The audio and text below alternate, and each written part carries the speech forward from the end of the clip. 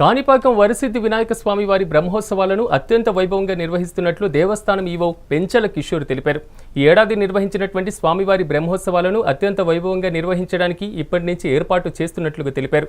ఏర్పాట్ల విషయంపైన స్థానిక పూతలపట్టు శాసనసభ్యులు కలిగిరి మురళీమోహన్, జిల్లా కలెక్టర్ సుమిత్ కుమార్, ఎస్పీ మణికంఠ చందోల్ వారి ఆధ్వర్యంలో ఆలయ అధికారులు ఉభయదారులతో కలిసి సమావేశాన్ని నిర్వహించడం జరిగిందన్నారు.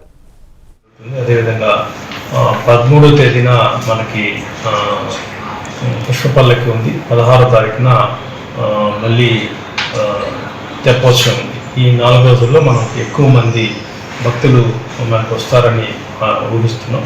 సో రెగ్యులర్గా కూడా సుమారుగా 50,000 వరకు ప్రతిరోజు స్వామివారిని దర్శించుకోవడానికి ఈ ప్రత్యేక బ్రహ్మోత్సవాల్లో ప్రత్యేక ఉత్సవాల్లో కూడా వచ్చే అవకాశం ఉంది. వీళ్ళందరి కోసం కూడా కొద్దిగా క్యూ లైన్స్ ఎక్స్టెండ్ చేయడము, వారి కోసము వారి యొక్క పరిసరాలన్నీ కూడా కొద్దిగా శుభ్రంగా ఉంచడం కోసం ఎక్కువ శానిటేషన్ సిబ్బంది డిప్లాయ్ చేస్తున్నాం. డిపో గారు కూడా జిల్లా కలెక్టర్ గారికి వేడికి ఇచ్చారు.